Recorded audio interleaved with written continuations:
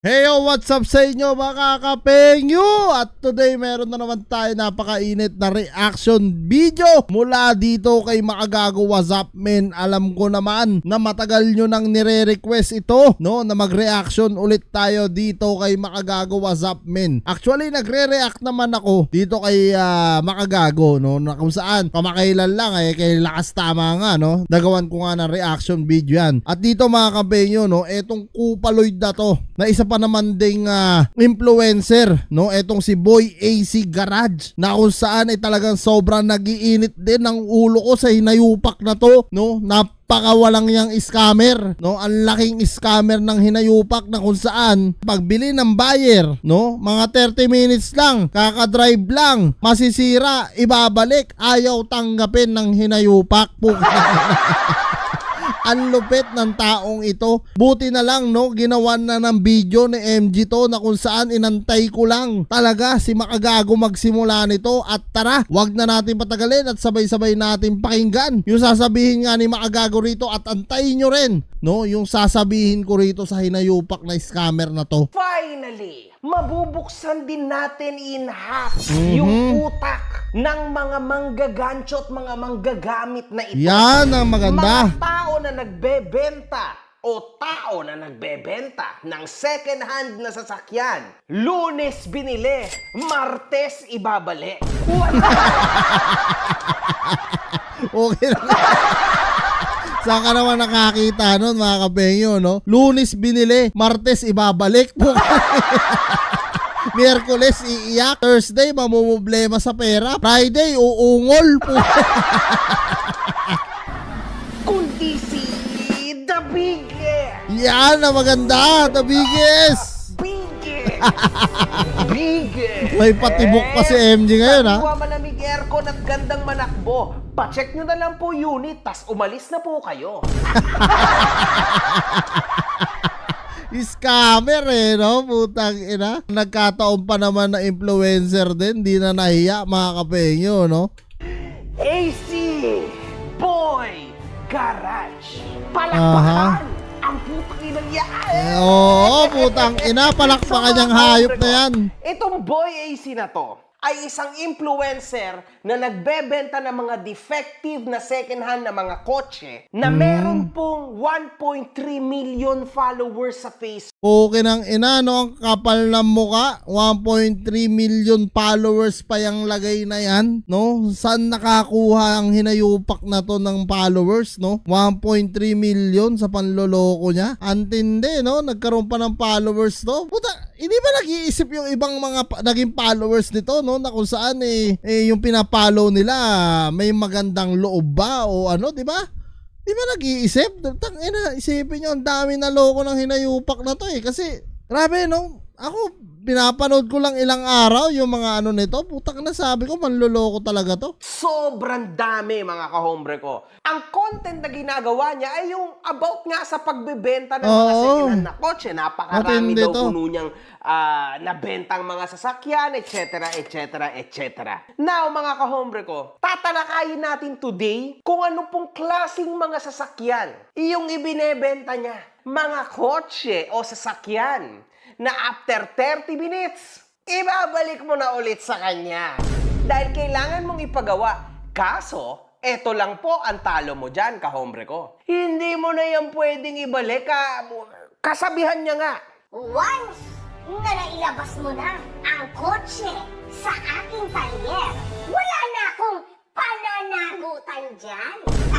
Putang ina, no? Kapal na muka, tigasin, no? Orokan, no? Wala na akong masabi sa influencer na to. Nakakahiya. Alam nyo ako isa rin naman akong influencer, pero yung manloko ng kapwa, putang ina, yan ang hindi ko ginawa, no? Sa totoo lang. Di bali ng paghirapan ko na lang nakaka-reaction video. Kahit pa sabihin sa akin na nangunguha ka lang naman ng video, okay lang yan, no? Alam naman ng Diyos na pinaghihirapan ko yung ginagawa ko. Kahit pa sabihin natin na nagre-react ako sa tao na to, katulad niya kay MG, pero ine-edit ko pa rin yan, pinupuyat ko pa rin yan, at lahat ng mga sinasabi ko pinag-iisipan ko pa rin yan. Putang ina, kaysa naman manloko ako na ganyan yung gagawin ko once na nakuha mo na, no? Hindi mo na pwedeng ibalik. Saan ka naman nakakita ng ganon? Kahit pa sabihin natin second hand, hindi mo man lang binigyan kahit na 1 linggo man lang sana para assurance, no, na talagang gumagana at walang sira yung binenta mo. Eh yung mga binebenta niya may defecto na yan eh. Real talk mga kapengyo, may sira na yan na dapat hindi na talaga binebenta yan. Pwede siyang makulong dyan anytime mga kapengyo, no, kung mapansin lang ng LTO talaga to.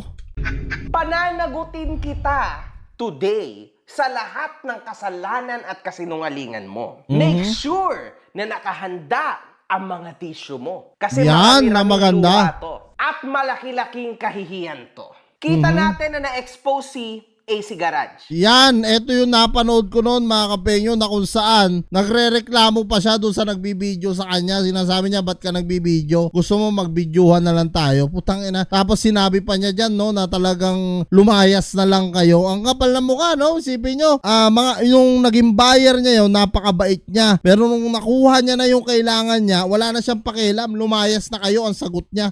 No? Putang ina, ang tindi.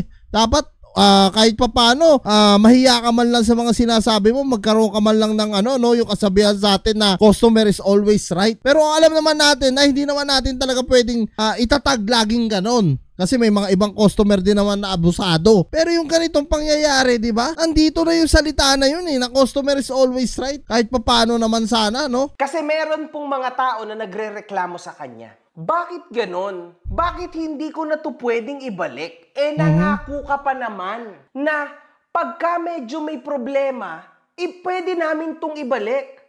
Oo, yun, no, putang ina, may pangako naman pala eh. Tsaka narinig ko pa doon na sinasabi ng babae nagbibideo, yung driver daw ng Kupaloid na Boy AC Garage na to, nagsabi pa na talagang pwede na lang i-replace yan. Dapat talaga naman, no, na pwede kung wala pa namang 1 linggo, no. Eto nga yung 1 araw lang, putang ina, ayaw nilang tanggapin, no. So makapal talaga ang mukha. So syempre, eto ang unang tanong ni Boy AC Garage. May alam ka ba sa law? Wow! Sige, tanongin kita kung may alam ko sa law. May nagreklamo na buyer. After ng 30 minutes of test driving ay nasira agad. Ang sagot dito ni Boy AC Garage ay, hindi na raw nila ito kasalanan. Kasi nakapirma na sila. At hindi naman daw sila pinilit nito upang bumili. Ito pa ang napansin ko sa'yo, boy. Napakatindi mong seller. Kapag may nagre-reklamo sa'yo, talagang pagsasamaan niya agad ng loob. Magaling kang kupal ka. Wala po sa tama ang tao na ito. Halata na wala siyang proper directive sa negosyo niya. Totoo yan mismo. Hindi nga niya inisip sa sarili niya, no, na pwede siyang masira sa mga pinagagawa niya. Real talk po yan, pwede talaga siya masira ngayon na mismo, no, sa mga pinagagawa niya na lumalabas dito sa social media, no, kung gaano niya tinatarantado yung mga customers niya na dapat naging maayos siya kausap, no, bilang kasi yung customer na yan, nagtiwala sa iyo yan eh. Huwag mo sasabihin na wala na akong pakialam kasi nakapirma na kayo kasi nagkabayaran na tayo dyan, nag-deal na tayo dyan, wala na akong pakialam, no? Dapat hindi ganun ang trato mo sa customer mo, maging mabait ka. Kasi kahit papaano, pagka maganda yung serbisyo mo, babalik at babalik pa yan sa'yo. Baka ipakilala ka pa niyan sa mga kaibigan nila, no, na mas maraming bibili sa'yo. Hindi yung ganyan, no. Grabe trato nito. Alam mo sa sarili mo na defective yung binebenta mo. Yes, alam niya